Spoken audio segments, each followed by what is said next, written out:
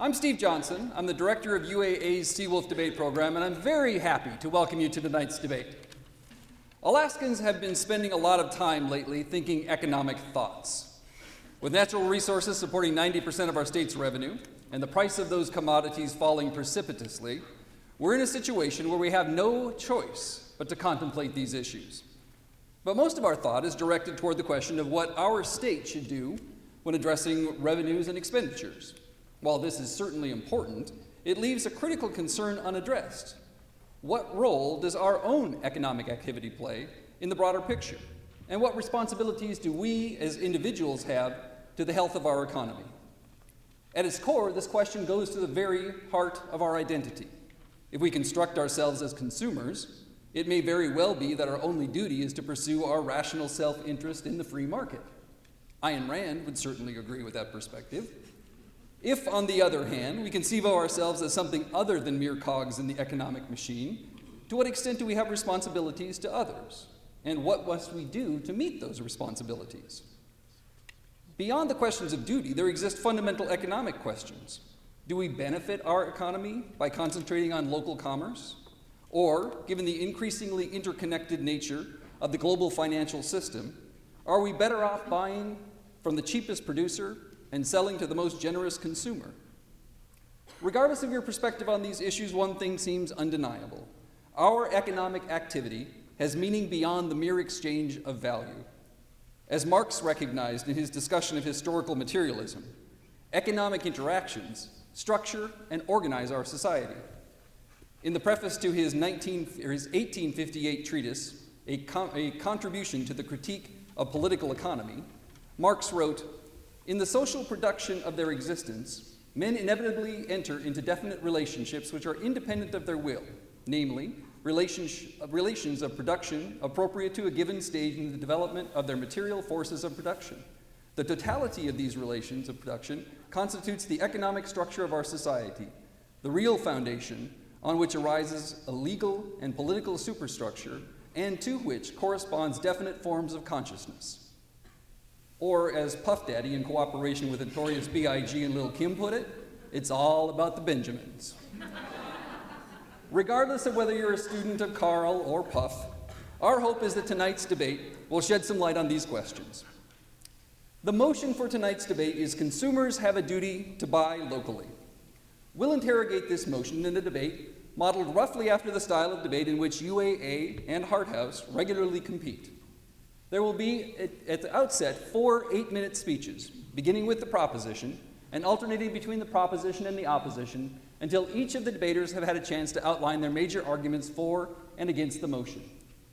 During each of those speeches, the debaters from the opposing side are welcome to offer points of information to the other team. A point of information is a brief interjection or a question that interrupts the speaker who is currently holding the floor. That question may be targeted toward an argument the speaker has made, or may outline a response that the debater may develop later in the debate. Keep in mind that these points of information are extended at the discretion of the person holding the floor, which means that you might see one of the opposing debaters rising, asking for the opportunity to ask a point of information, but it's entirely within the purview of the debater holding the floor whether or not he or she will entertain that question. So they might say, "Not at this time," or they might simply wave the other debater down. They're not being rude, that's what's expected of them. But if they decide to take that question, they relinquish the floor for that 10 or 15 seconds. The debater asks that point of information, sits back down, and the primary speaker returns to his or her argument, integrating the answer and response within the structure of the comments that they're making. Following those 4 8-minute speeches, we're going to have an interaction with our guest judges, whom we'll introduce in just a moment. Those guest judges have been charged with listening carefully to the debate and asking questions that are relevant to the arguments that the debaters have made. Once that section is done, we'll return to the debaters, and each of the teams will get 1 5-minute summary speech. We'll begin that with the opposition, and then let the proposition make their closing argument. A couple of notes about academic debating that will help you enjoy tonight.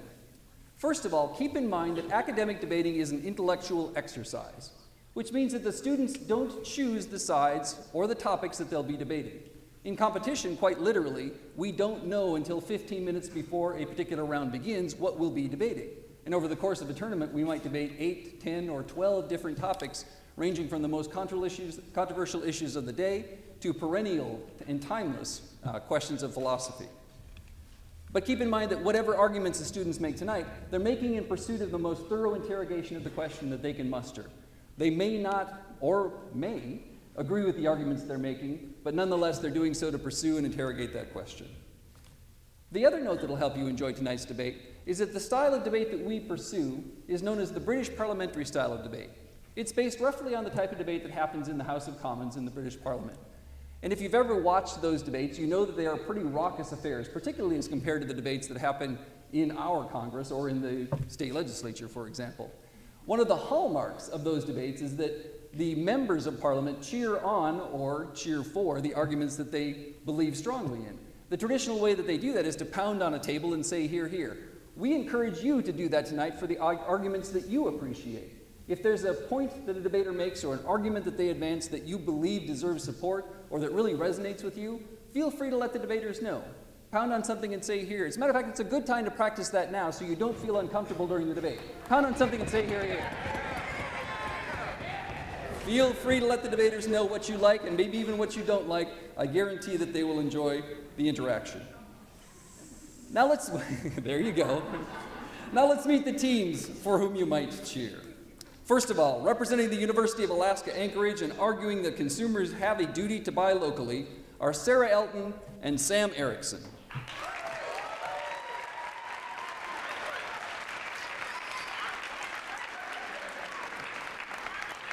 Sarah is a senior majoring in anthropology.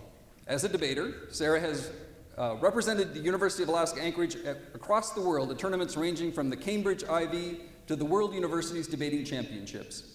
This past year, Sarah was named the top speaker at the Western Regional Universities Debating Championships, which is impressive in its own right, but becomes even more admirable when you realize that she had to overcome a strong predisposition to making some of the worst puns imaginable. Sam, her partner, is a sophomore majoring in finance. After joining the UAA debate program in 2014, he was named the top novice speaker at the Seattle University Invitational and has made 2 consecutive appearances in the elimination rounds of the U.S. Universities Debating Championships.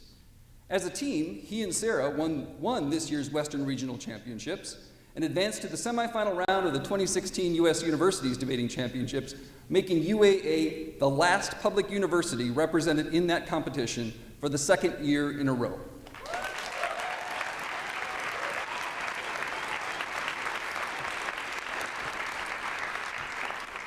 Now, Alaska's always had a special relationship with our cousins to the south, so we're very pleased this year to have a team from the best debating society in all of Canada and arguably in North America to join us for this year's debate. Representing the University of Toronto's Hart House Debating Union and arguing against tonight's motion are Alexandra Sundersing and Aislinn Flynn.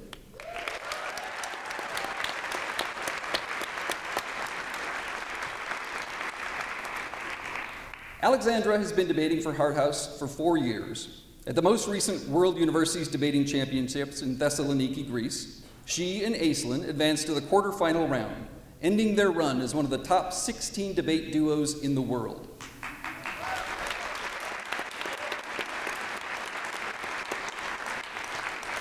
She was the top female North American speaker at the World Championships in 2015 and has numerous other debate accomplishments on her resume, including a 2015 Cambridge Ivy finalist and the 2015 Yale Ivy Championship.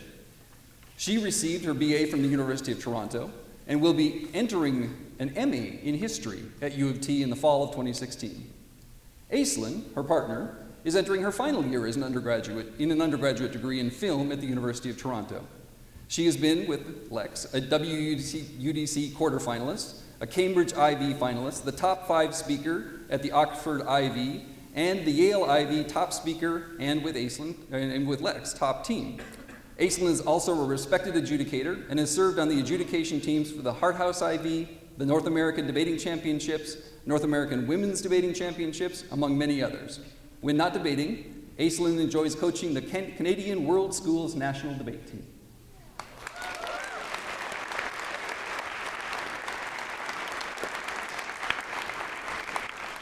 But for all their accomplishments, neither of these teams has a particular expertise in the economics of local consumerism. For that, we need some help. Let's meet our guest judges for the evening. First of all, I'd like you to help me welcome Dr. Kyle Hampton.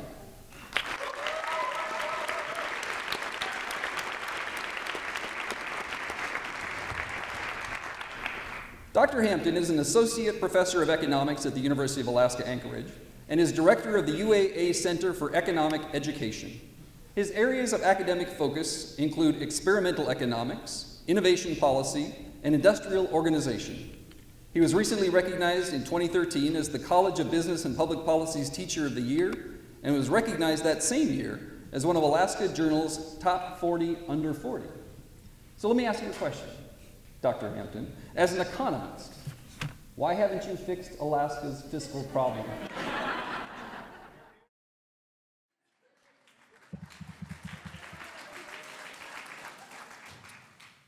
It's unfixable. A bit more optimism. I expected more optimism from an economist. It's April. Fair enough. Our second guest judge for the evening is Dr. Stephanie Bauer.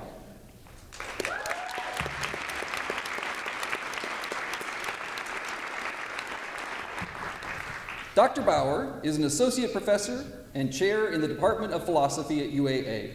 She teaches courses in biomedical ethics and ethical theory, and does research on conflicts of interest in medicine and ethical issues in disaster preparedness. She's a member of the Alaska Regional Hospital's Ethics Committee and UAA's Group Dialogues for Public Life.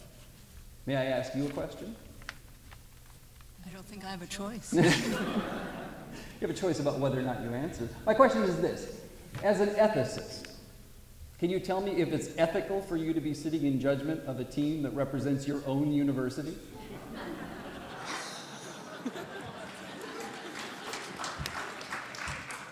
This is a much tougher question than you gave my economics colleague. You know how we deal with conflicts of interest here in the state of Alaska and maybe our country? Well, we have some evidence of how we do that, yeah. Disclosure is the key, and you've already accomplished that for me. Thank you so There you much. go. And I know the audience will hold me accountable.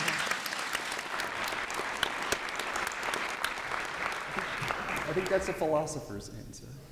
Our final guest judge for the evening is Anchorage's own Mayor Ethan Berkowitz.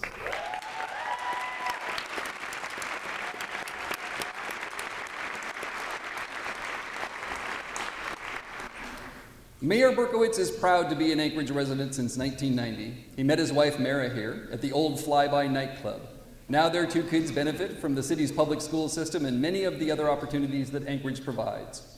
Mayor Berkowitz earned an undergraduate degree studying government and economics at Harvard and went on to a master's degree from the Scott Polar Research Institute at Cambridge, and eventually a law degree from Hastings College of Law. After moving to Alaska, he worked as an assistant district attorney before serving for 10 years in the Alaska State Legislature.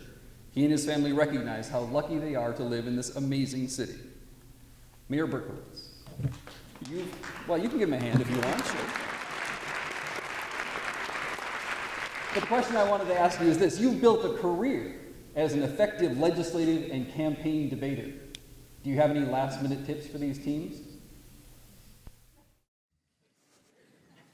Be brief. Performatively accurate. Well, I'm very happy to have our guest judges with us tonight. No doubt they will add a great deal to the contemplation of this motion. But you, too, as an audience, have a role to play in deciding who wins this debate. On the screen behind me, projected here, is a live poll that you can text a code to register your opinion before the debate begins. How our public debates work is like this. We get a baseline assessment of the audience's attitude toward the motion before the debate begins. We then stage the debate, so we have all of the arguments exchanged by the pro and the con sides. At the end of the debate, we'll return to this exact same poll, or to the exact same question phrased in another poll, and let you once again register your opinion. Based upon the change, whichever team accomplishes the most change in the audience's attitude will award them the victory for tonight's debate. But that's only after we hear from our guest judges whom they believe did the best job of arguing the motion. So go ahead, if you haven't yet done so, take your cell phones out now, text one of those three codes that corresponds with whether you agree with, disagree with, or are currently undecided about the motion. Text that into the number 37607. and you will have recorded your opinion. Once you've done so, if you would also please take a moment to silence your cell phones. We very much appreciate it if you could let the debaters make their arguments largely uninterrupted. As you're doing that, I have a few thank yous to make.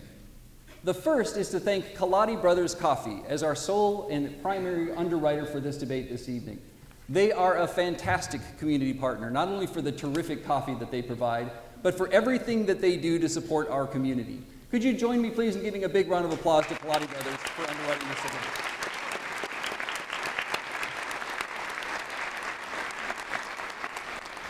There are also a number of others that worked to put this debate together. UAA's College of Arts and Sciences for their continued support of the humanities, UAA's Office of University Advancement for bailing me out over and over and over again. They know what I'm talking about. Alaska Airlines for providing us a prize for the raffle that we're going to talk about later. And KLAF 98.1 FM for providing us with advertising and promotional material for this evening's debate. Could you also join me in giving all of those folks a round of applause?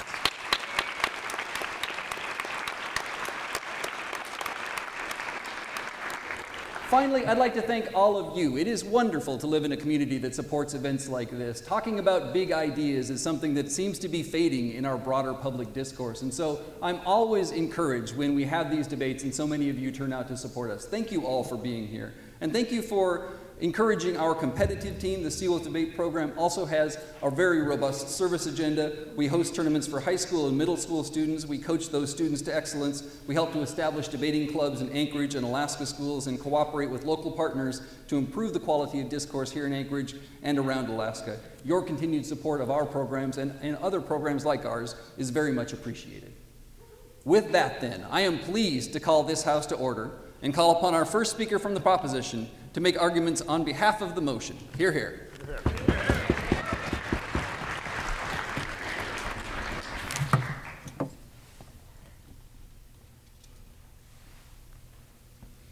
Ladies and gentlemen, it is easy when our state is faced with a $4 billion budget gap to attempt to blame the legislature, to attempt to blame oil prices, to attempt to look at anything other than ourselves and our choices as consumers and the way that it impacts our state's economy and the way that it impacts our communities. We believe that individuals, particularly in this time of crisis, but at all times, believe that those consumers have an obligation to buy locally. What are we talking about when we say buying locally? Now, obviously, this doesn't mean protectionism that says that all new computers need to be made in Alaska in order for people to buy them here. We think that that's ridiculous. But we think that there's three primary ways that people are able to buy locally. And when given a choice on a spectrum of whether or not things are more foreign or more far away versus more local, that they should choose to opt for the more local option. So what are we talking about? First, we're talking about things that are actively produced in Alaska. So choosing carrots that are grown in Palmer over carrots that are grown in California and that you buy at Costco. Things like the modification of those goods. So buying coffee from Kaladi's Roastery instead of a Starbucks roastery is something that ultimately benefits our economy. But third, recognizing that ownership and management of local businesses is also deeply important. So opting to buy things from New Sagaya or City Market as opposed to Fred Meyer are things that all contribute to buying locally. We recognize that oftentimes these goods and services come at an increased cost, but we believe that that is the price of living in such a unique and diverse community, and a community that we want to see continue into perpetuity. In my case today, I have two primary points. The first is where I'm going to establish why we have a principled obligation to buy locally, and second, I'm going to give you 4 concrete benefits as to what happens when individuals act upon that duty to buy locally. First, why do we have a principled obligation to buy locally? First, recognize that money inherently carries a moral weight. Here's how we support this. Recognize that all interactions that we deal with in society ultimately revolve around money, right? Whether or not you pay for a certain kind of interaction. And even those things that we claim don't have any money attached to them, we still use money as a metaphor for them. You spend time with someone. You'll make someone pay for what they did. You're hopefully going to buy my argument. So we see that money is largely central to how we deal and interact with other individuals, that it's what makes our interaction with someone tangible and meaningful. But we also recognize that we ultimately, our choices within the market transition that market, and they make that market shape for what we want. So we see that when more people buy fair trade goods, it reduces the demand for slave labor in countries around the world. And we think that those are good things. We also tell many institutions that they must bypass and look away from profits so that they are able to interact in a more moral way. That's why we force all ER doctors to take care of someone regardless of their ability to pay, because we recognize that sometimes you need to interact with the world in a moral way, even if that may cost you some money or cost you some time. So we ultimately believe that there is some moral weight to money. But second, I must prove to you why proximity is so deeply important and why we don't just have a moral weight to our money, but we also have a duty to our community after I hear from Aislinn. We're not going to contest that money is immoral or ought to be amoral. We are going to tell you that it is immoral for us to say that your morality is only dictated by those that you happen to live next to on a basis of an arbitrary lottery of birth that no one was able to consent to.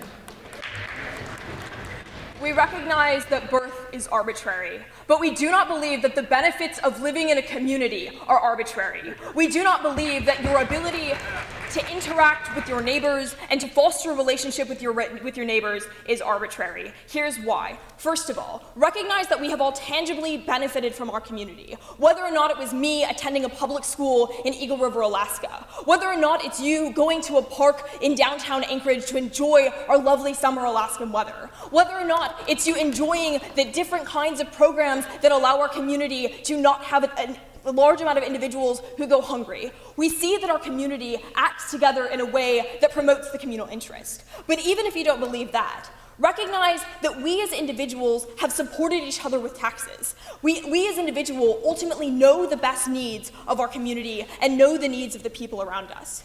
At this time of fiscal crisis, we understand that what we ultimately need is some kind of economic stimulus, that we need to diversify our economy, that we need to invest in those local businesses that have supported us and supported us as a community. Now I'm going to get into the 4 practical benefits of when individuals choose to buy locally. First of all, let's talk about the economic benefits of buying locally. An overview study by the Civics Economic Research Group of 10 different kinds of studies on whether or not buying into local businesses benefits community proved that 48% of your dollar ultimately goes to the community when you buy locally. When you buy from stores that are not local, only 14% of that dollar stays within the community. What we particularly need in this instance is recognizing that we don't want cash to fly out of Alaska. When cash and capital begins to leave Alaska, that's when Alaskans begin to suffer. That's when we stop being able to diversify our economy and invest in other potential businesses that Alaskans can benefit from. So we recognize that it's deeply important, but also recognize that that 48% of your dollar has a much stronger multiplier effect when you're paying your neighbors for services that they provide, which then goes to pay someone in the next neighborhood over to be the teller for that individual business. That those multiplier effects keeps that money within the community and keeps that money going around within the community. That's deeply important for our economic stimulus in Alaska. Sure. Alaskan economy would benefit from people not agreeing with your side and buying Pacific salmon. Well, I mean, we can buy Pacific salmon, but from Bristol Bay. We think that that's ultimately important. All right. So that's the economic impact. We do think that we can form a substantial community and enable that economically. But second, also recognize that there are substantial environmental impacts that come, because when you continue to ship food from out of state, that ultimately increases the amount of fossil fuels that are going into the air, that it builds up the damage to our roads, that it ultimately can harm our environment that we find so pristine and so valuable. But third, let's talk about the intangible benefits of what happens when you choose to buy locally. First, recognize that you're supporting things like local knowledge. When I talk about buying salmon from Bristol Bay, you're not just buying salmon, but you're also paying someone to continue to interact with the wilderness in a way that we think is much more holistic and much more representative of the indigenous culture that exists, as opposed to buying farm salmon from Seattle or perhaps, I don't know, Atlantic salmon, but it's not as good, let's be honest. So we recognize that supporting that local knowledge, not just indigenous knowledge, but even the cultural knowledge that exists in Anchorage. We think that Anchorage does have a very unique culture, right? The fact that we have things like Arctic entries, our First Fridays that support local artists and supports local talent. If we choose to buy art from Fred Meyers that isn't something that's local, we do begin to lose that knowledge. We don't have a market for that knowledge, and we want to continue to keep it.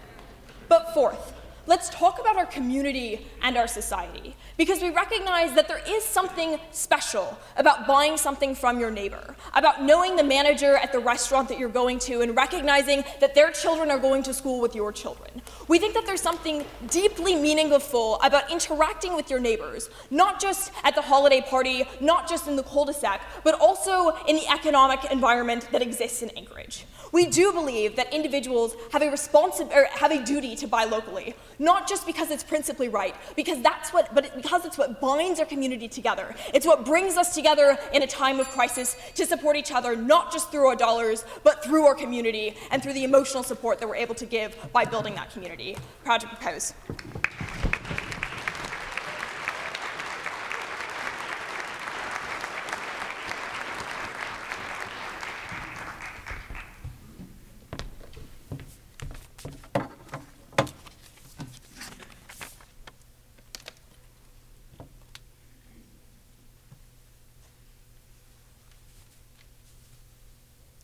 I think Aislinn and I have a slight bit of a disadvantage in having to make this side of the argument, in that it is very fortunate that Sarah and Sam can appeal to the Alaska and Anchorage community to buy their arguments, locally produced and fed by the stuff that everyone in this community already encourages. So I think that we're going to try and convince you that our side is right on two grounds. One are grounds that I think are appealing on an increasing basis as we move into the 21st century about how not buying locally is actually much better for the environment in the long run. Then I want to talk to you about why the economic reasoning behind global free trade is a much better and much more stable way for more people to profit from the things they sell. Before I get into that, though, I want to talk a couple minutes about what we heard out of Sarah's speech, why we initially already disagree. The first thing that they tell you is that you have a principled obligation to these things, that money has a moral weight that means that where you put your dollars is where you believe in, is where you trust people or value them or the goods and knowledge that they produce. A couple of reasons why this isn't the case. One is that later arguments, such as the one about buying Bristol-based salmon and it being the very best, depend on other communities forsaking this exact principled logic and choosing Bristol-based salmon over stuff that was maybe produced in Washington State in a Seattle farm. So I think that there are a couple of reasons why later arguments that the Gov team makes already depend on not everyone buying in to the logic of community writ large. Secondly, though, while you benefit from community in the location that you're in and from people valuing the things that you produce, I think that the moral weight of money means that we also benefit from a world order and a world community where people value Alaska or the US as a neighbor and not an enemy trying to take benefits from them or dollars out of their pockets. Especially this is the case when countries have a comparative wealth gap from people that they would otherwise be selling these goods to, and it's felt as dollars being taken out of the pockets of people who may need it much more even than us at our very worst. The second thing they tell you is that cash stays in your area. There's a multiplier effect. You're doing not just one good action for every dollar that you spend in Anchorage, but maybe 4 or 5. That really depends, though. You now have less money overall to spend on goods in your location, because Sarah concedes at the opening of her speech that the trade-off is likely to be expense, not just from bringing things to a faraway locale, but also because local goods are likely to have employed much more expensive labor. That, at the very least, cancels out the multiplier they're talking about on the government side of this case, which brings your dollars right back to net neutral, not doing any more good than they were at the start of this round. That leaves me then with their argument about Bristol-based salmon. I think that depends on everyone else seeing their salmon as inferior to yours and seeing your community as having knowledge they don't possess. The rhetoric of buying local depends on a kind of nativism that I just don't think people are automatically willing to buy into. So let's talk about the environment then. But before that, sure. Yes. Washington can buy Washington salmon if they want, too. We think this is a principle that can be universalized. So I'm going to talk about the response to that when I get to my second argument about economics, and I'll flag that. But briefly to address why that's not entirely true is, one, if it's tied to local forms of knowledge, I don't think people are always going to value their local way of producing as being the most sensitive. Perhaps the policies in one location suit a different form of ethics that you may care about, like organic farming or who's employed in free trade coffee. I think that those are all things that tie into, and that the different ways we weigh those proportionally should be a part of the calculation of where we spend our dollars, not just where those dollars are spent at the end. So why is this not good for the environment? In 2015, the UK Department of the Environment found that compared to Spanish tomatoes sold in the UK, UK-grown tomatoes sold produced far more than 5 times the carbon emissions. Why? Because the Spaniards grew their tomatoes all at once in one place in a climate already engineered to those things. And while it was possible to grow tomatoes in the UK, the shipping to get it there was less efficient, and they had to use heated greenhouses because they weren't year-round specialized. I think that this is mitigated somewhat when government tells you there's a sliding scale, perhaps seasonality, perhaps just availability. But I think that the general argument that Aislinn and I would make is that transportation or other environmental harms are just a small fraction of the overall environmental harms when we choose the methods with which we grow products or with which we produce goods. That means that a Sacramento resident buying local rice has prioritized perhaps the supposed multiplier effect of their dollars over the fact that that rice is grown in a heavily irrigated, chemically industrialized environment in a place that is climate-wise convenient, but isn't ecologically the most friendly or perhaps not the best form of environmental knowledge to be using in growing those goods. This is also the case when buying local on a national scale, because I think the rhetoric is expandable to buying American, or buying Canadian, or buying Chinese, means that it encourages regions that shouldn't be overtaxing themselves to disregard the long-term problems with the watershed not being big enough for you to be the breadbasket of your homeland, in order for them to gain short-term profit and perhaps even the warm, fuzzy feelings that you support a neighbor you can't even see, miles and miles across the state borders or across state regions itself in a place as big as the one as we're in right now. That means that it disincentivizes weighing up the effects of your choices in the long run and the short run, because community is the thing right here and right now that you can purchase with those dollars. And so it doesn't consider that community is a constantly evolving long-term project that will include children you haven't had yet and people you'll never meet. I think that disregards the fact that economies of scale mean bigger often is better. Better at turning inputs into outputs, and I'll take you in a second, but also better at doing so in a responsible way because of the things that you can do with economies of scale in terms of purchasing cheap inputs and maximizing how many people benefit from what's made. Sure.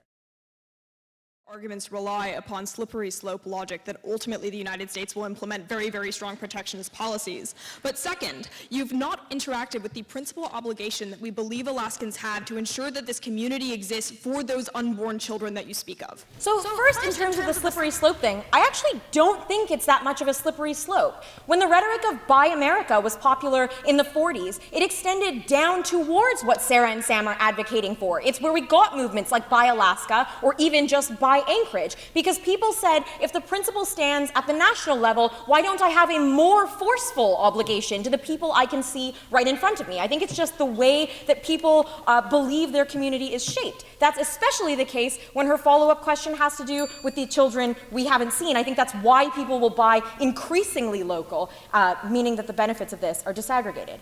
Economically, though, I think that free trade gets undermined. It's a barrier to engaging in trade when not even the country next door, but maybe the city next door, doesn't think there's a benefit to them trying to sell to you. It means that there is a form of protectionism in people's minds that keeps US dairy out of the EU on not a basis of quality when that product is better produced or perhaps has better knowledge behind it, but just because it's not ours. And it encourages people to think of anyone far away as foreign. It's what has kept American beef out of Japan and Canadian dairy out of the EU.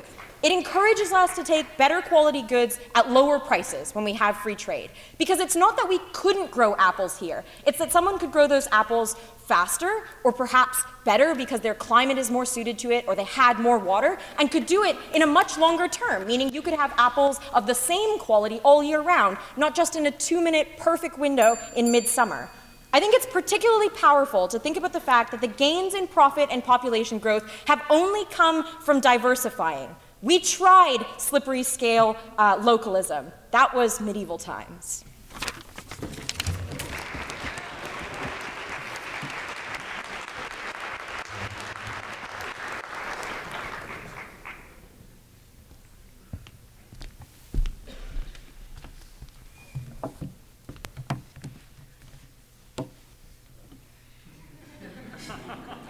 Struggle. Ladies and gentlemen, all the efficiency in the world can't buy you a community, and the deepest understanding of economies of scale gives no solace to the individual who is losing their job at the local grocer's market because Walmart has moved into town and you just can't compete anymore. We tell you that it's time to put a stop to the economics of the state of nature, that you have an obligation only to yourself and your own wallet, and to focus, as Sarah told you, upon the communities that are unique to each individual region, upon the knowledge that they perpetuate that is so helpful to those people, not just in the amount of money that they spend and take home at the end of the day, but in what that money means in terms of the friendships and the relationships that they create within that community. That's what we are proud to support. I'm going to do three things in today's debate. First, I'm going to put this in some historical context, talk about the oil crash in the 80s, why it was so bad. Second, I'm going to prove to you how a local duty to buying and supporting your neighbors would help us avoid such a situation. And finally, I'm going to do some concessions at the end and prove to you that even if this argumentation is not as efficient on an economics perspective as what the opposition brings to you, that it's still the right thing to do. Before I do that, however, a couple of points of deconstruction. So, first they tell us that there's different, essentially, ideals between communities, and that different areas have different ethics. We shouldn't try to prescribe this sort of analysis upon them. But the problem is that, like I said in the POI, our analysis can be universalized. If the people of Seattle find unique value in buying Washington salmon, we're happy with having them go ahead and do that. Maybe that brings them the same sort of community benefits that it brings to Anchorage, and then we can interact with each other on the basis, not at this time, of those shared benefits. We think that's something that we're perfectly fine with existing on our side of the house. Next, I'd like to address this environmental argument. The problem with the environmental argument is that when goods are grown at the cheapest way possible, they are often grown, particularly in the United States, with gigantic agribusiness firms that use tremendous amounts of pesticides and completely ravage the environment because it's much cheaper to then ship it out of state. We tell you that the small farmer in Palmer who plows his own crops on a regular basis is far better and takes far better care of the environment than the gigantic Monsanto firms in California that just dump pesticides into the rivers because it's far more efficient that way. Not at this time. I'll get you in my constructive. And finally, they tell us that this sort of lends itself to a cultural protectionism, that this raises up walls between countries and makes it difficult for us to interact, for example, with people from the EU. We tell you that interaction, however, is not based just upon what you're good at economically, what you bring to the table culturally and socially. We tell you that perhaps when Europe is able to focus upon the industries that make them unique and strong, and America is able to focus on the industries that make them unique and strong at a local level, perhaps then we can interact based upon the shared value of that culture instead of just who gets the most money from this transaction. Okay, I'm going to move into my constructive material now. Let's talk about why the situation that happened in the 80s was so bad. And it's going to pain me to argue against the decade that gave us Rocky IV and Top Gun, but I'm going to do it.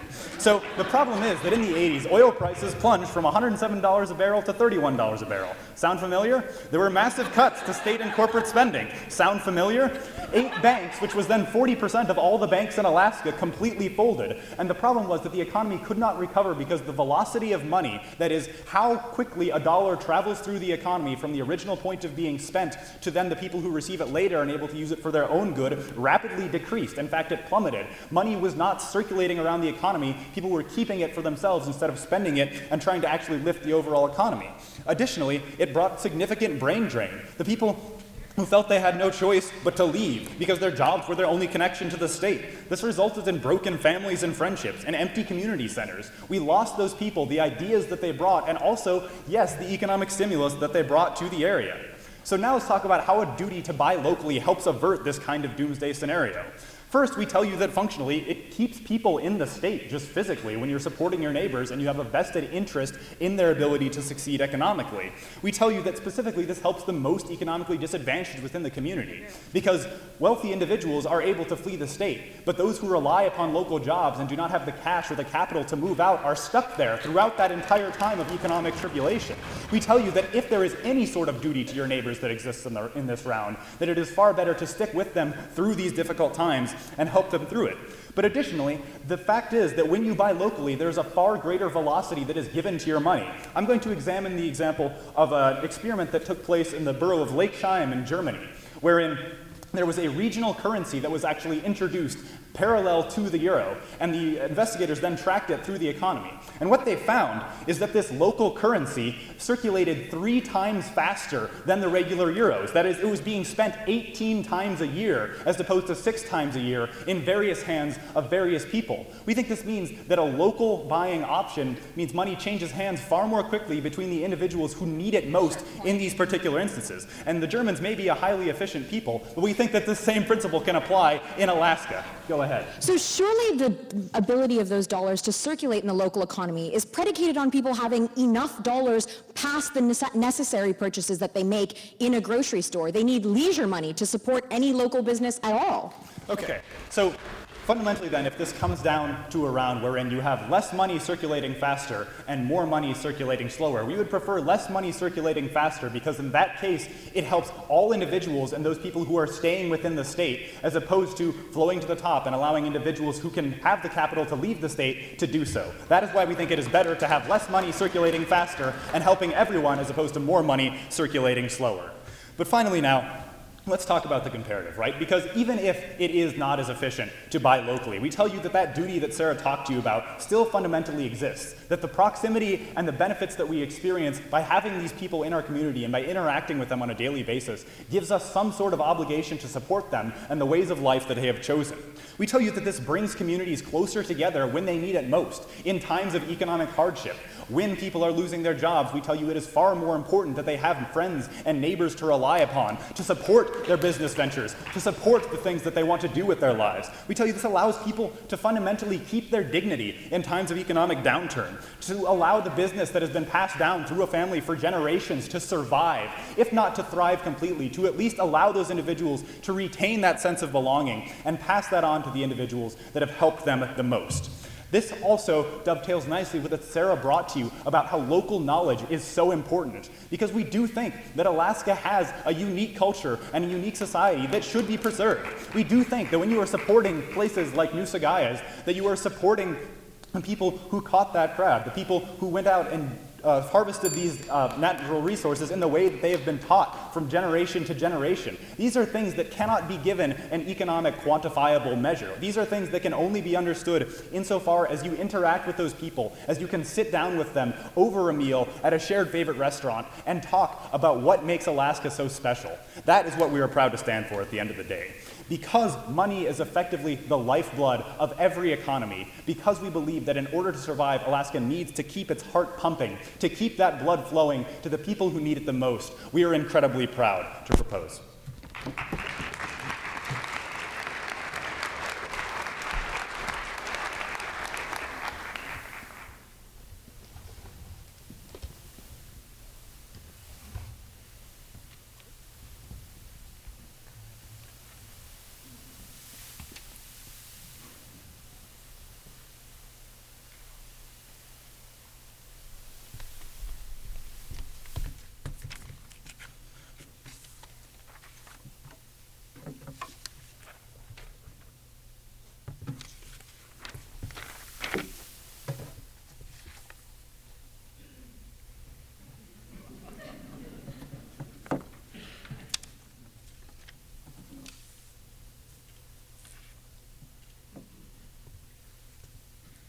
Ladies and gentlemen, side government accuses us of making arguments that talk about a slippery slope, that of course we won't be talking about America only ever buying American.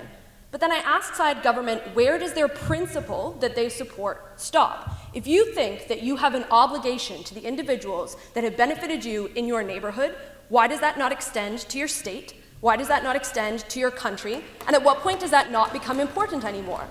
This argument then has to only apply to one particular state that they haven't argued has any kind of special status and that they haven't argued should only be about Alaska. When we talk to you about the fact that Alaska's economy benefits from other states buying the things produced in Alaska, that is predicated on those states not believing a word that they say and recognizing that Alaska does a better job in some instances. What I'm going to do for you in this speech is give you our final constructive argument. I'm going to talk about the morality of this situation. That they, despite beautiful rhetoric about helping your neighbor, have not justified to you why that person matters more than a person in the developing world that doesn't have the luxury of buying local because sometimes it's not accessible to them. They haven't told you why because you can't see them, they matter less, and I think that that's a bad precedent to set. And I'll do that first, and then I'll get into refutation of everything that we hear from side government, and then I will talk about what they said in response to Lex's arguments. So let's talk about this morality.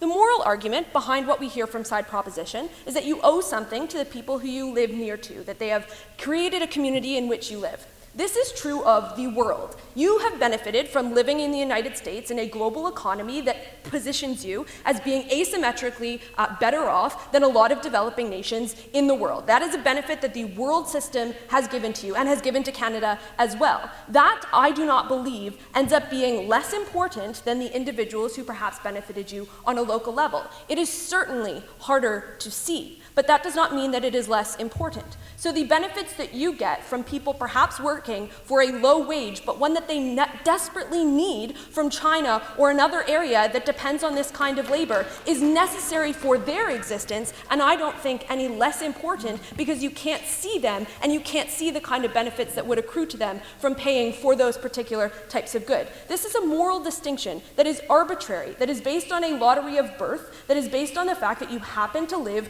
where you live in a position of privilege that I don't believe should have any moral weight in the duties we ascribe to individuals and what they value. Yes. Oftentimes, when you're talking about individuals in developing nations, the reasons why they are so poor is that their land is used for commercial cropping instead of local farms that then they are able to access food with. So if our principle is applied universally, wouldn't it be better for Indonesians to farm their own crops as opposed to farming palm oil for which they are not paid fair wages? So this is assuming that the alternative, when you do not have big companies employing large amounts of people in these areas, is that they would have built up industry on their own. Oftentimes, that is not sustainable. Oftentimes, there are industries that you cannot build up based on the climate in which you live, based on the infrastructure that you have access to. And oftentimes, though these jobs may be low paying, though we may wish that we had better working conditions for those individuals, removing those jobs from them at this particular point is catastrophic to their ability to access any kind of livelihood within their particular nation at the point at which the world system has already been set up to have their land taken by these other individuals. We're not starting from ground zero. We're starting from a point where this is the world system, and we do not believe that we ought to throw these people behind. Capitalism has oftentimes been exploitative of individuals in the developing world. I do not believe that we should now tell them, we are going to produce for ourselves, we'll give you the same benefit. That's like saying, you know, the United States, like Guatemala, you may invade us, so therefore it's okay for us to invade you, right? There is simply not the same amount of power for these countries to also buy and develop local. I think that it's offensive to tell them that they ought to. So I do not also believe that you have a duty to do something when it meaningfully decreases your quality of life. So they were very, persuasive that individuals should buy local when they are able to. There are a lot of individuals for which the fact that they can buy cheaper goods at Walmart means that they can keep the electricity on all year round. There are a ton of people for which they might like to shop at the farmer's market, but they have a lot of other obligations in their world, living right in the United States, a privileged nation themselves. I think it is abhorrent for us to tell them that they are being morally corrupt at the point at which they are valuing the fact that their livelihood may depend on not buying from their neighbor, but on buying cheap goods that allow them to live a life that is most comfortable for them. I don't believe you have a duty to do something when it meaningfully leaves you worse off. Yes. If we're talking monetarily, paying taxes also leaves you worse off and decreases your quality of life. Why should we not then have a duty to do that? Yeah, but paying taxes ultimately usually goes to collective services which benefit the poor the most because they aren't able to access things like private answers for a lot of these questions. So I'll get into refutation of what we hear from side proposition. So I think I sufficiently dealt with the principled argument that money is moral. We believe that. They provide you no distinction except for the fact that you can see the benefits and you can feel the benefits from your neighbors more. I challenge you all to remove yourself from the world that you live in, the bubble you live in, the Toronto that we live in, and understand that perhaps we do want to benefit, the Alaskan economy. Like, I'm from the east coast of Nova Scotia, and I'm sorry, Mom, but I love Pacific salmon. And I can buy that in Toronto or in Nova Scotia when, we have Atlantic salmon, but sometimes I like Pacific better, right? I think that that's something that's important for us to recognize, that that kind of morality might extend to me believing, yes, maybe I should help the Alaskan economy. If you guys are having a tough time, maybe you'll help us in exchange in the future. And I think that that's something that's important. But then they talk about practical benefits. They say, look, economically, you are going to have more of your dollar remain locally, and that's something that's important. Lex gives you a lot of good responses to this. She tells you, first of all, that a lot of your dollar only stays locally at the point at which those particular endeavors end up being strong. It is going to be very challenging for you to have a lot of money circulating within the economy at the point at which your goods are so much more expensive that you have no leisure money to perhaps support a performing arts center because you had to buy more expensive food at the farmer's market. But furthermore, what they said was, look, the environmental issue means that you're going to be using fewer, you're going to be emitting less carbon emissions, you're going to be limiting the impact of fossil fuels. But this is only sometimes true. A lot of times it is cheaper for you to send a efficient ship from New Zealand to the UK with apples than it would be for that particular UK to develop them and send a lot of trucks to different types of areas. What I think is important to take from those arguments of practicality is that they are sometimes true, but those are arguments for buying environmentally efficient or buying good products. Those are not arguments for buying local. Sometimes they convene, sometimes you may buy local, but that is not a universalizable principle, and that is not one, that is a proxy that I think is oftentimes a bad proxy, but furthermore, I do not believe that it ends up being moral. What we hear from Sam's speech is he said you should focus on industries that make you unique and strong. That to me sounds a lot like specialization, which is something that we believe should happen in the global free market, one where a country that is good at producing one particular good becomes so good at it that they are more likely to innovate, that they are more likely to make it more environmentally efficient in the future because they have competition for people paying those products. That means we're going to get better products. That means we get more innovation in the kinds of products that we end up seeing, something that doesn't happen when you only have to beat the two people who are producing something in your particular state. So ultimately, what do we believe on side opposition? We believe that the proposition gave us arguments for why there is some kind of benefit that sometimes happens when you buy local. That is not always true. But furthermore, a moral system that is bankrupt of seeing that the world exists in a way that individuals ought help each other regardless of where you happen to be born, because that is arbitrary and leaves the most vulnerable behind.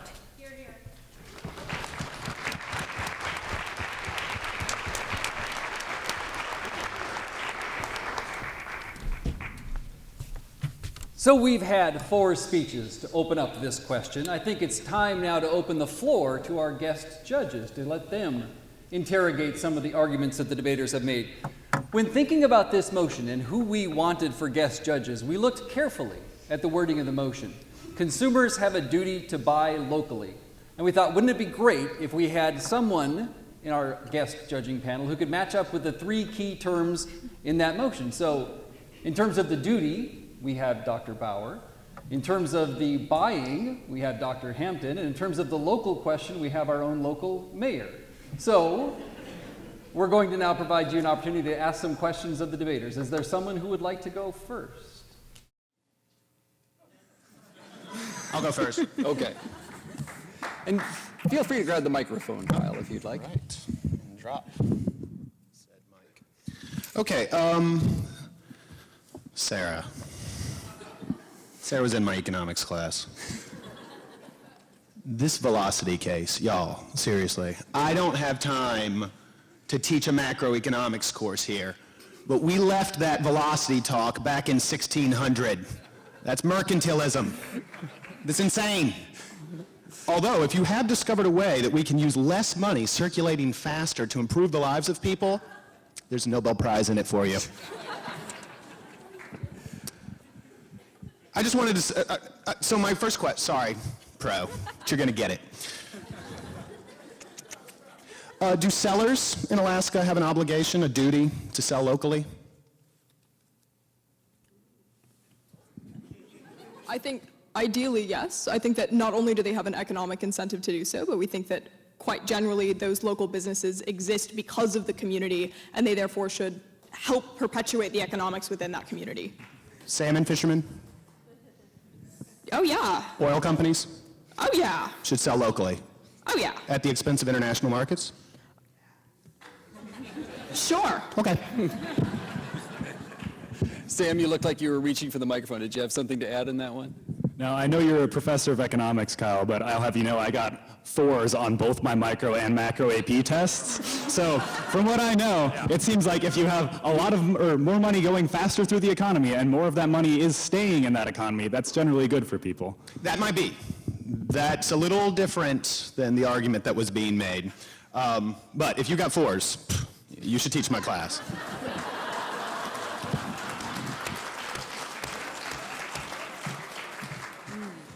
Dr. Bauer, you look like you're next up in the batting order. We've already talked about my conflicts of interest, so We have. we've put those on the table. I'm really interested in having both sides say a little bit more about individual preferences, and I have to admit I have some preferences myself in the market. But can we take for granted the consumer's preferences at this point in the current world market? So, for example, there's something called ethical consumerism, right?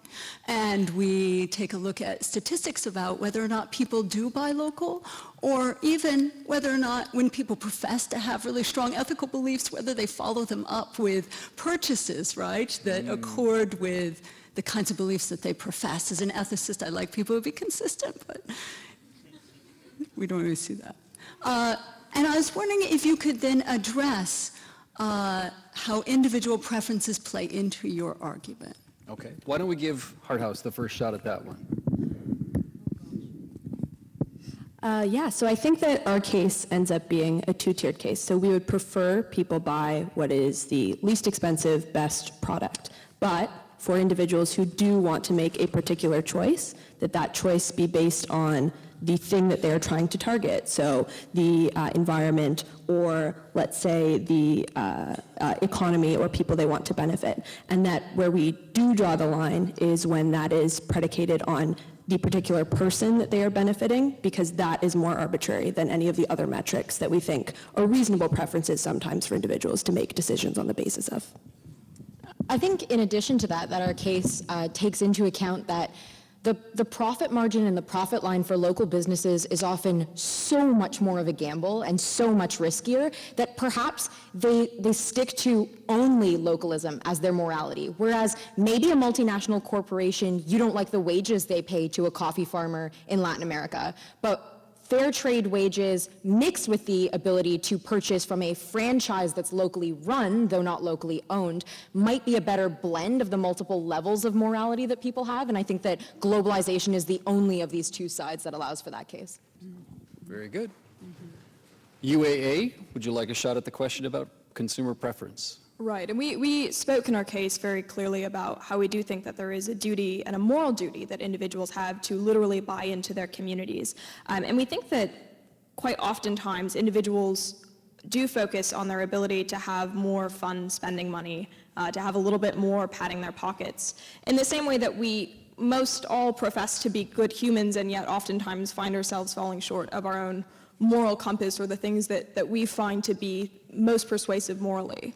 And so I think the same thing does apply to ethical consumerism, that most people, I think a poll said that 80% of people thought that they should buy locally, right? So we do see that there is a compelling interest that people feel in supporting their communities financially, and yet oftentimes perhaps the lucrativeness of buying from Amazon and having it shipped to a drone to your apartment is oftentimes much more compelling in the short term as opposed to focusing on what is actually moral and what is ethical in consuming. Very good. Mayor Berkowitz, you have a chance now to ask a question of either or both teams. Up to you. Let me begin by noting that I've heard a lot of crazy economic talk in the state of late, and it's refreshing to hear lucid economic argument.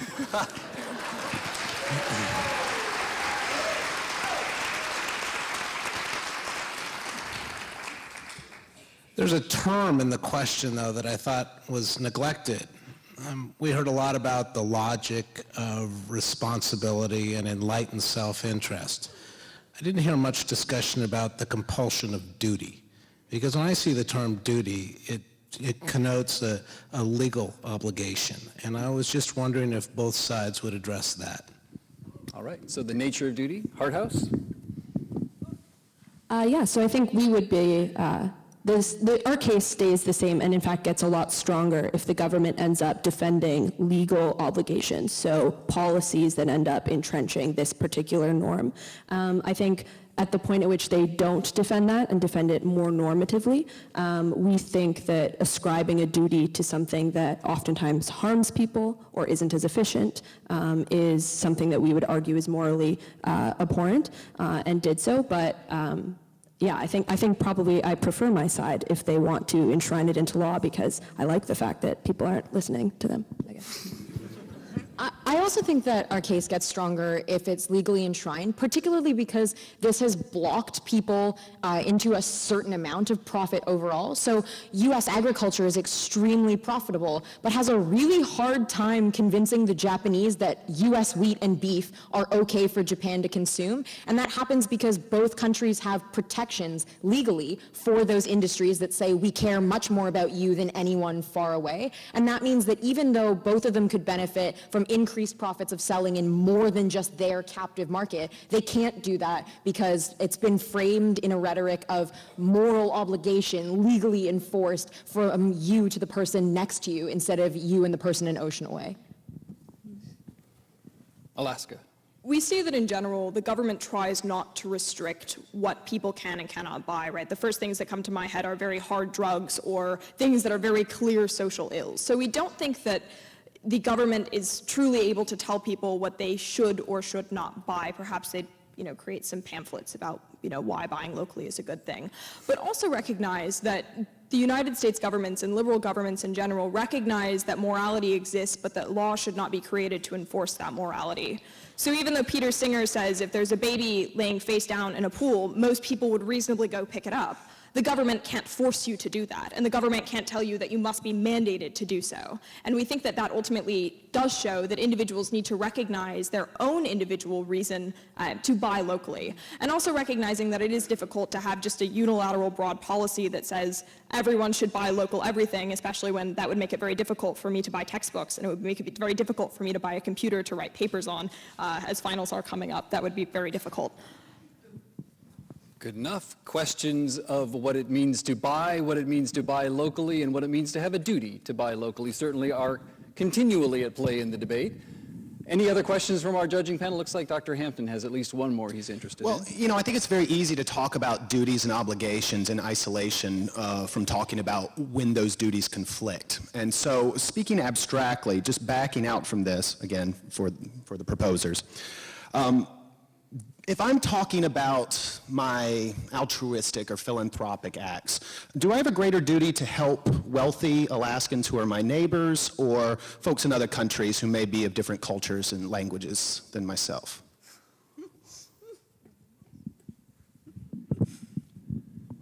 So I think at the point at which two duties conflict, as Sarah outlined in her speech, you should choose the one or focus upon the one that is more proximate to you and from which you derive more immediate benefits, the people that rely upon you and you rely upon. We're fine with doing it the most we possibly can through trade policy or other, even individual donations to help individuals who truly deserve help. But the point at which your community is founded upon people that you interact with upon a daily basis, and that's where you derive a lot of the enjoyment and the value in your life, we think that duty should supersede. Okay. So if there's I'm sorry, follow-up? Is that okay? Sure, absolutely. Yeah, sure. Absolutely. So if this seems to suggest that if there's a balance in terms of the benefits of what you're doing, these philanthropic works, that you should defer to those local options, right? But I don't think there is a balance. I mean, do you not see that the needs of those folks in other countries, Alaska, for instance, our wages here are about 150% of the average down in the lower 48. We're pretty much one of the wealthiest societies on the planet. So the idea of buying food from someone locally as opposed to buying from someone who's in desperate straits in other parts of the world, I don't think it's a balanced situation where localism then becomes the tiebreaker. What do you think about that? First of all, we would be very happy with Alaskans buying things from rural areas in Alaska, which are largely impoverished. We think that that's a very valuable thing for Alaskans to do. But Secondarily, recognize that we cannot conceive of a world in which we are fundamentally removed from the global supply chain.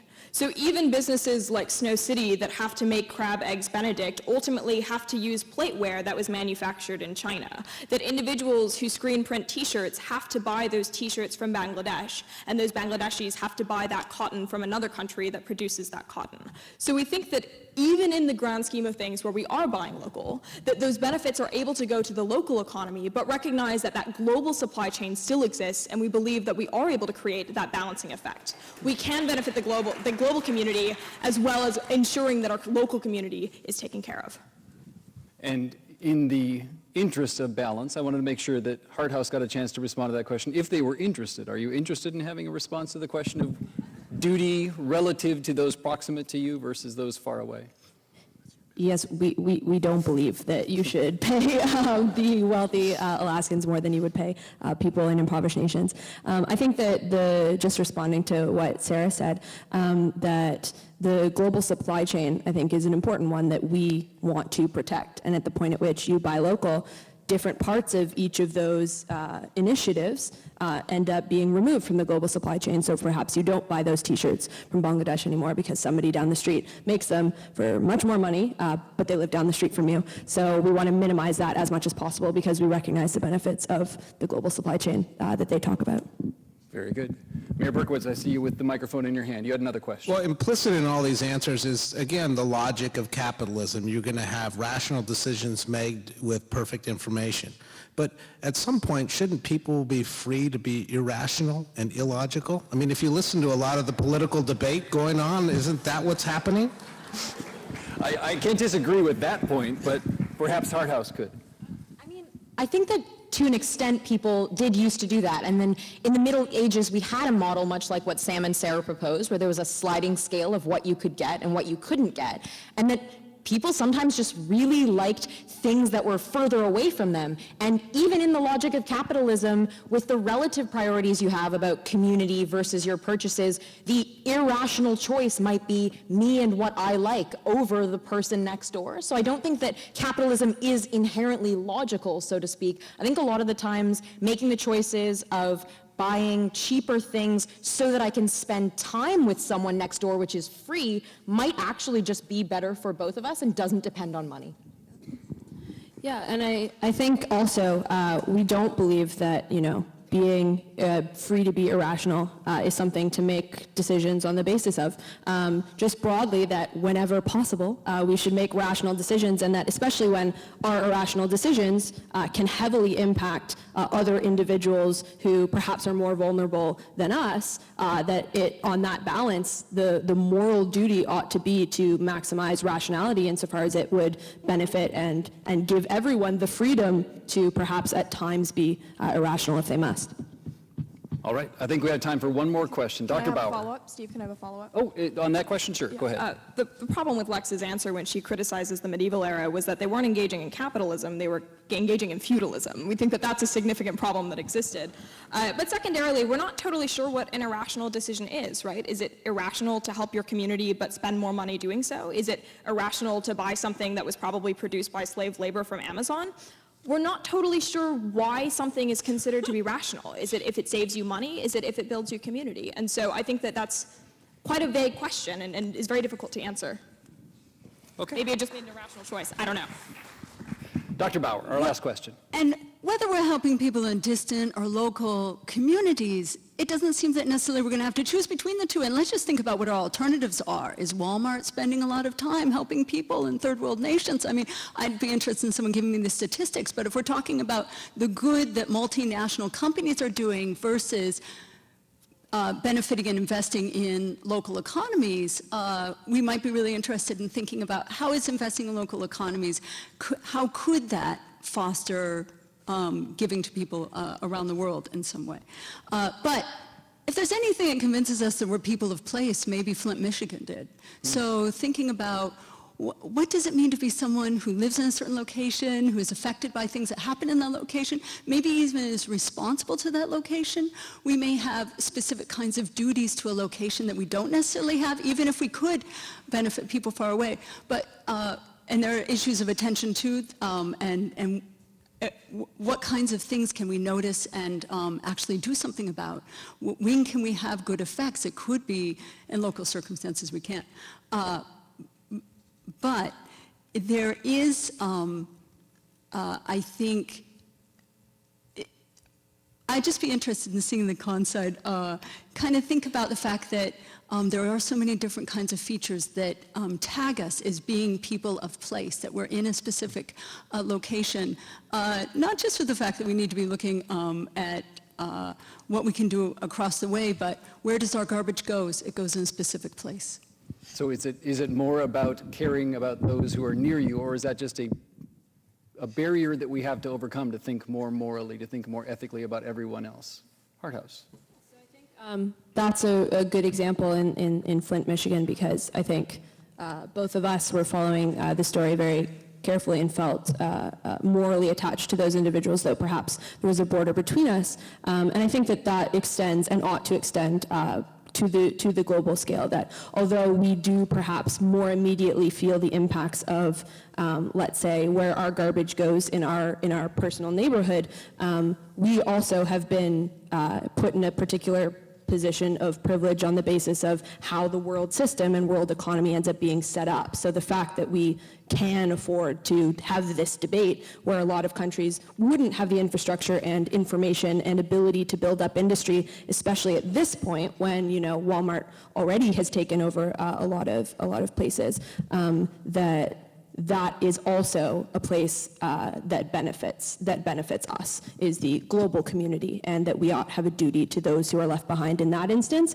in the same way that we may have a duty in some cases to those who are left behind and who are vulnerable next door, but that the geographic proximity ought not be the determinant of where that care and morality goes, I think. I think Aizen also touched on this in her speech when she was talking about the differences between where factories are set up or what multinationals do. So I think that while it's easy to believe that a duty to buy local makes us all care much more about each other, it's cheaper for Walmart to set up a factory or for a t-shirt factory to be set up in Bangladesh, though Walmart has a duty to Americans, so to speak. And so it benefits people that, like, perhaps we just wouldn't have thought about as our neighbors or as ours. And I think that that's as likely to happen on the local scale as on the international scale when you encourage people not to consider buying locally only, or don't put emphasis on buying locally. Whereas when you emphasize buying locally, you encourage people to think of proximity as the only form of neighborhood, and I think that means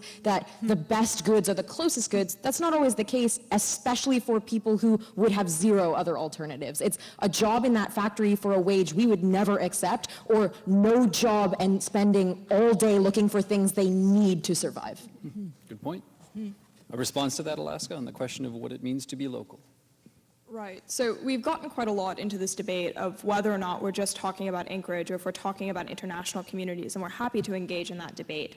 And we recognize that the world system has been incredibly horrible for developing nations. I know particularly well, I've lived in India and Indonesia.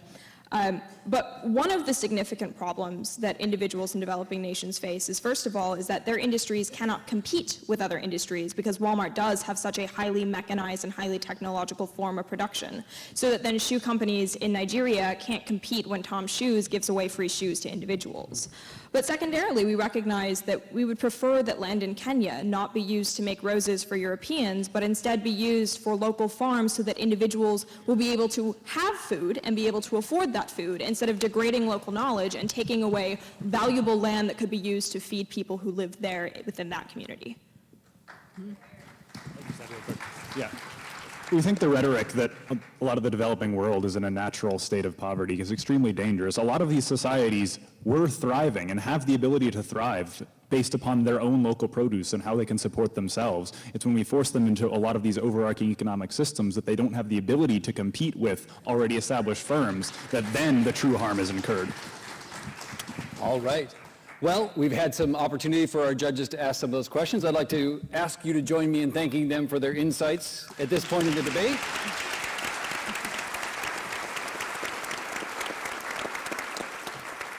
We're going to turn the floor back to the debaters now. Each team will get one 5-minute summary speech. There will be no points of information during these summary speeches, so they have an uninterrupted opportunity to outline their best summary of their position. We're going to start with our opposition speakers, give them the chance to summarize their case, and then we'll give the same 5-minute opportunity to our proposition speakers. So, Hart House, the floor is yours.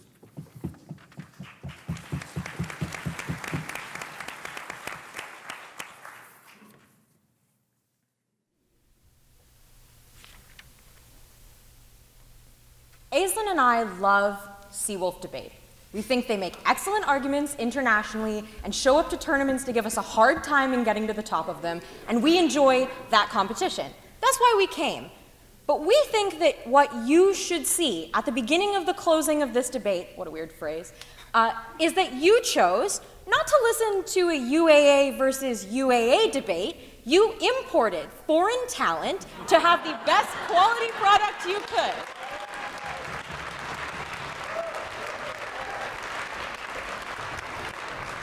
Further to that point, I think that the crux of this case is whether, given two compelling teams from different locations, you have a duty to buy Sam and Sarah's arguments, regardless of whether you thought ours were better or not.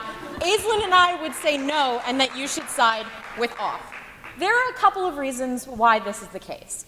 We think that buying local has often been a proxy label for other values that people want to entrench, want to encourage in their societies. That people say it's buying local when what they actually want is to buy green, or to buy efficient, or to buy encouraging, giving other people jobs, keeping sustainable ways of living on board, even though they might not be something that's reasonable or feasible in your own community. So we think that buying local has often been a substitute or proxy label that people use in tricky ways to obscure the other values that we relatively prioritize when we purchase goods. This is what we were talking about when we discussed economics. We don't think that everyone can compete on every good, especially when there are more than one place that can produce the same items. It's that there is a relative advantage that doesn't just translate into the quality of that object, but also translates into real purchasing power that manifests itself in local circumstances. So when we told you that buying locally might make it so expensive that some families choose buying local and supporting a community that they can then never buy a ticket to go to something at the Performing Arts Center because they have no spare dollars, because supporting their community means they must be absent from it when that community convenes. We think that's the ultimate effect of choosing to consistently buy local, is only being present in dollar form and not getting to see the faces that you made happier with your purchases because you just can't afford to participate in any other way than shopping. And I think that that's really problematic in addition to the other economic burdens that we discussed. When they tell you that places in the logic of opposition are forced to be supposedly naturally impoverished, I actually think that that dangerous rhetoric comes from the fact that we in privileged positions had a period of protectionism, had a period of buying predominantly or only locally, that because of the bounty of resources we were afforded by a lottery of birth we had no control over, gave us enough money to discuss buying locally when other places haven't had time to accrue those benefits, to develop those industries, and are now not dependent, but hoping for a little support from abroad, from someone else that has had a time advantage on developing the things they too want to do. I think that efficiency is not just about who does it best, but also about long-term environmental concerns.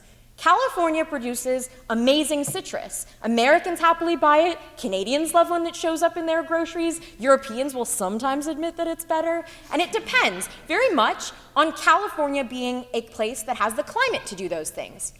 But California doesn't have the climate to do those things forever. And it is only the logic of buying American or buying local because we're American or because we're here that means that California refuses to forego those profits and let them slide to the Caribbean, where the climate actually is all year round for those goods and doesn't need to drain a watershed that people are dependent on for the rest of their lives and the future. We think that this isn't amoral. Individuals who make the choice to not buy local don't hate their community, they want to be able to participate in it in more than one way. So when we talk to you about community values and morals, we argue that community isn't just people you can see, but people you could have been born as in places you wouldn't want to have been born. Places that aren't full of a thriving, economically self-sufficient community like you might have here, but places that are hoping that someone else will give them the means and the encouragement to develop that where they are with what resources they have, given that they don't have our advantages. What is the alternative if you if you do choose to vote proposition and emphasize buying locally? We are not always in a position to create those things or do those things we want. And a localism that is enshrined in law takes on the full force of community, but also emphasizes the full force of selfishness and of us choosing ourselves even when we're better off, just because we were born in a place where we could. Very proud to oppose.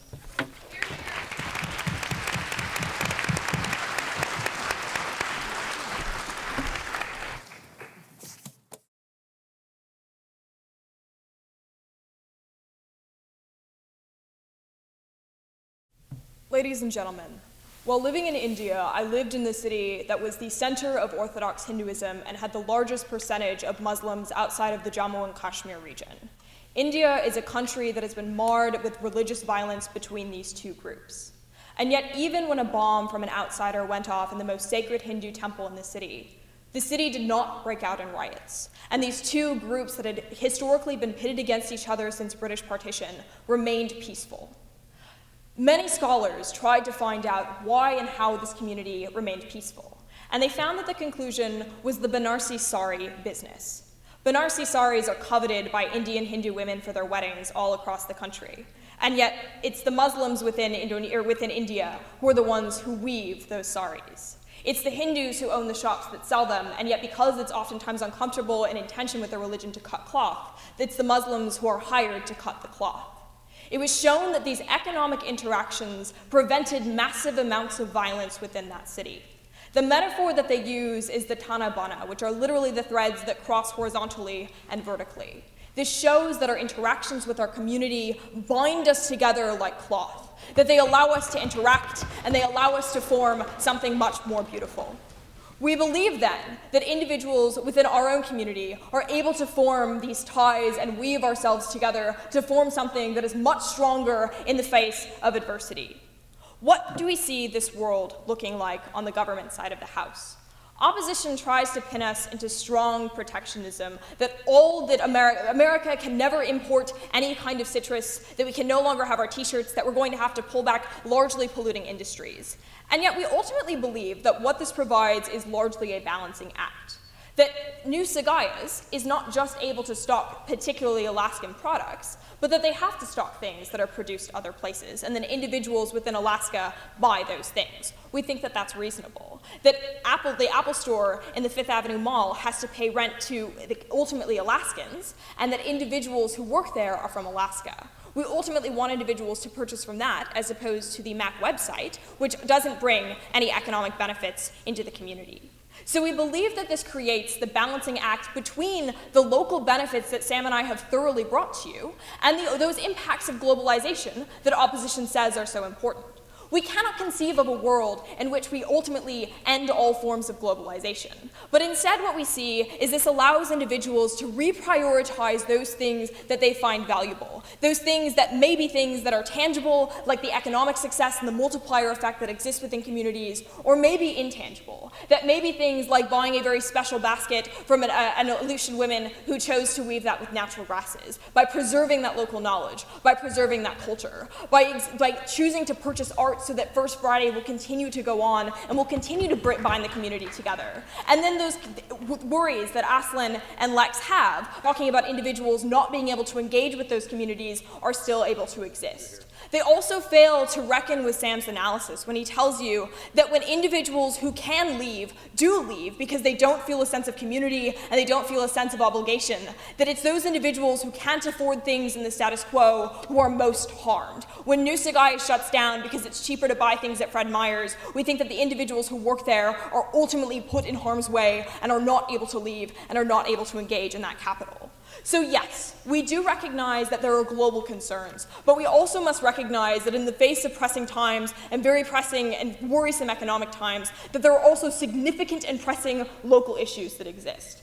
But let's view the world economically. If you want to ignore our benefits of culture, the benefits that we bring to you about holding people together and making our country a more peaceful place.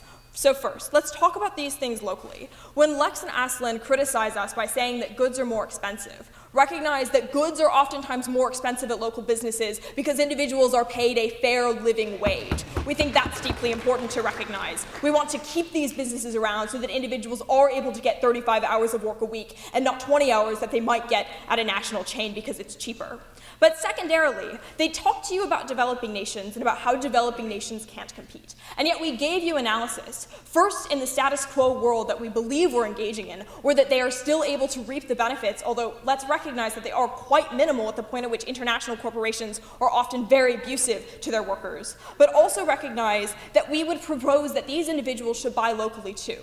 That Indonesians should buy Indonesian rice and not rice that was farmed in Australia. And that individuals in Mexico should buy corn that was produced in Mexico and not that corn that was produced by the United States at fairly subsidized rates. We want individuals to be able to buy into their local culture, to perpetuate that local knowledge, and to ensure that their communities stay vibrant and that they have their own uniqueness and that they are able to support those individuals who are least well off within those societies. We are proud to propose.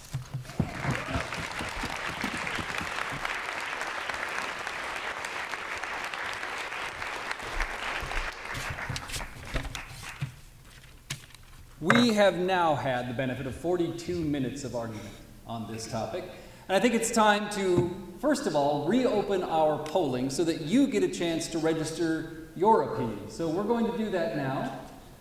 The same number is the number to which you should direct your text, 37607. The codes have changed, so make sure that you note that code which corresponds with your preference to either agree with, disagree with, or remain undecided about the motion.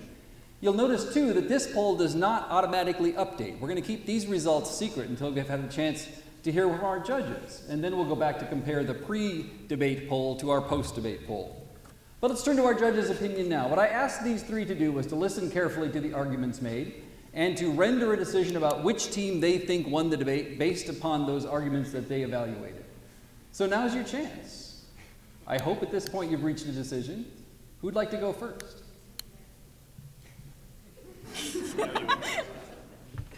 Well, if we're going to, very good. Dr. Bauer, would you please tell us which side would you vote for and why? Well, first I'd like to congratulate both sides on fantastic, excellent, well-articulated, and very clear arguments.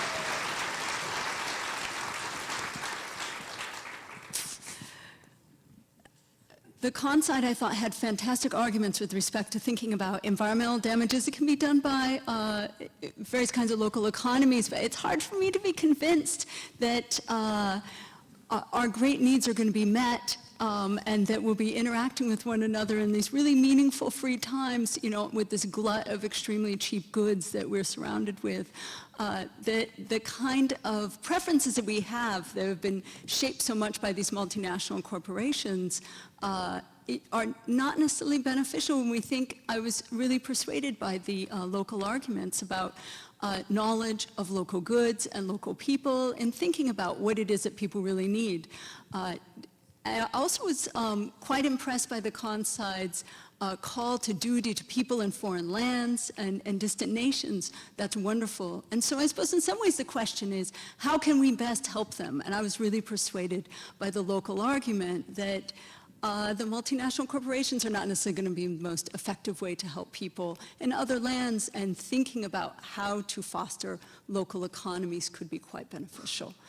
So I believe the pro side won this time. All right. So one vote for the pro side. Thank you very much, Dr. Bauer. Mayor Berkowitz, you're next to grab the microphone. Well, I spent 10 years in the state legislature. I've done dozens of political debates, and I am very fortunate that none of these people were ever on the other side.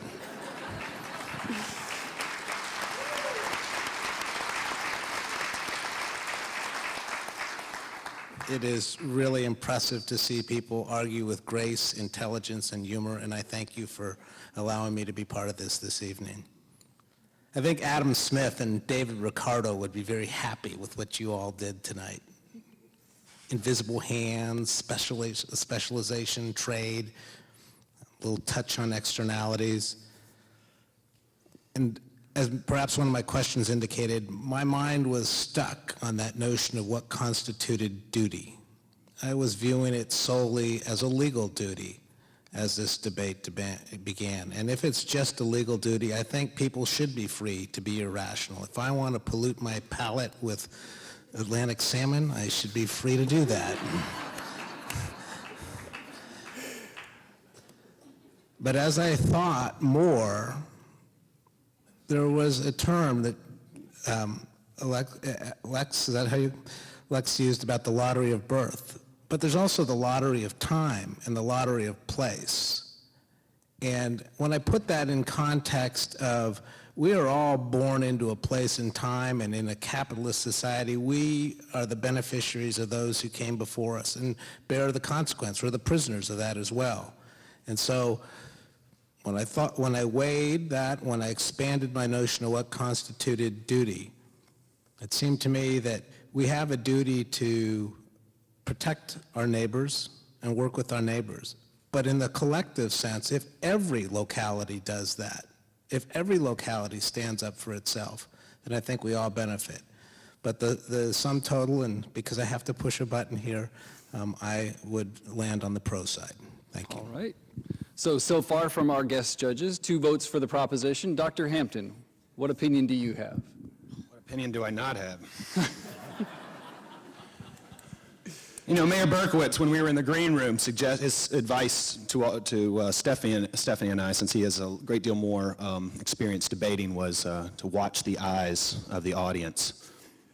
I can't see any of you. Like, I have no idea. Like, I don't know what's going on, which gives me free rein to say exactly what I want to say. My students told me not to do this. Con. Since 1985, 1 billion people have been lifted out of abject poverty around the world by globalization. This is not a controversial claim. The UN knows this, the American left knows this, the American right knows this. Everyone acknowledges that after an entire decade of the 20th century of encouraging communities to be self-reliant, to try to build up their own economies, those things failed abjectly, as did attempts by the United States to do infrastructure projects, regime change, coups, you name it. And what worked was sweatshops. I'm an economist, which means this is what I do. I say things that make people angry and get them angry at me. But I will tell you right now that the most important thing you do philanthropically every single year is buy things made in third world countries. And if you are selective about the things you buy, and you are careful to make sure they're fair trade or any of those things, that's even better. But even in the absence of that, that is still the single greatest thing that you do in order to improve the lot of people on this planet. And the idea that Indonesia was better off before palm oil plantations is bananas. It's beyond bananas. It's obscene.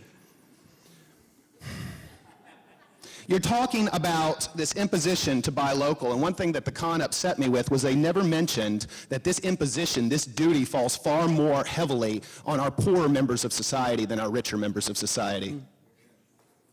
That the idea of going to a farmer's market is so obscenely elitist in the face of real problems that people have. I can't believe that didn't come up. And it's been a long, painful semester in labor. It's been a lot of culture warring. It's 2016. I've had to sit and watch 2 people, extremely popular politicians, completely ignoring the absolutely staggering benefits to the human species that have taken place through international trade. And I'm sick of it, and it's making me upset. I'm glad we can give you a chance to exercise some of those demons.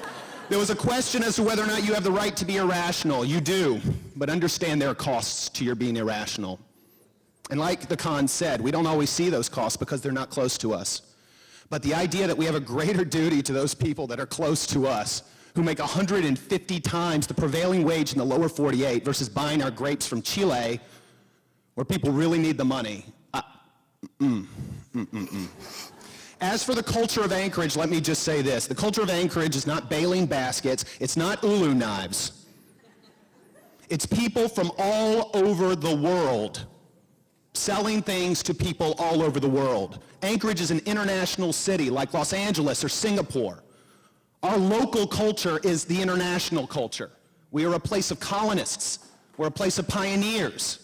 We're a place that survives based on trade with other people from other places.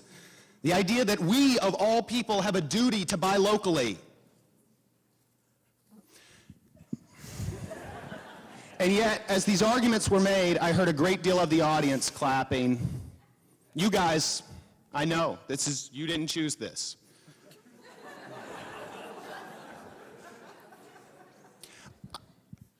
I'm voting for the pro. And the reason why is because I can't believe this many people were not convinced by these arguments. You guys have the moral high ground. And you took it. You really did. You absolutely did. But it's 1 billion people. I would have you got to hammer it. You can come and join my coaching sessions anytime you want, Dr. Hampton. Thank you all very much for our informed opinions. Our 3 judges say that the pro side won. I'm very interested to know what you all think. But before I do that, we have been running over the course of the last 3 or 4 months a raffle for 2 Alaska Airlines tickets to support the travel of the Seawolf Debate program. A lot of you perhaps had the chance to buy some of those raffle tickets on your way into the theater tonight. And we promised those to whom we sold tickets that we would do our drawing here tonight. So we're going to do that now. It would be fantastic if the winner was here with us tonight. So if you bought a raffle ticket on their way in, by all means dig it out. I'm going to draw a winning stub right now. Actually, why should I draw? I should let our guests draw. Would you be willing to do that for me? All right.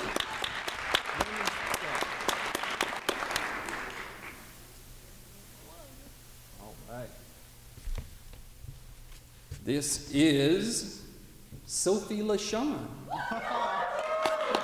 Sophie, are you here? That sounded like she might be here. Come on up, Sophie.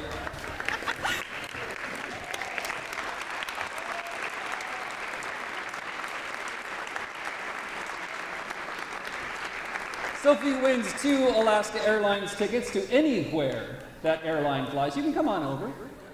There are some rules in here, but nonetheless, we offer you our most sincere congratulations. Thanks for supporting Seawolf Debate.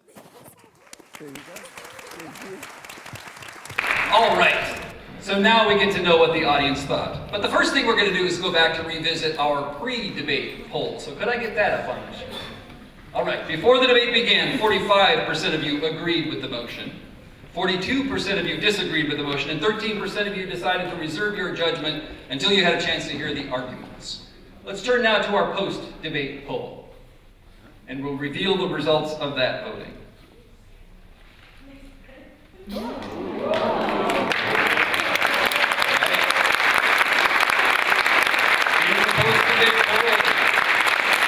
pro side went from a 45 to a 44, losing 1 point. Our con side went from a 42 to a 48, gaining 6 points. The winner of this evening's debate is Hart House. Congratulations.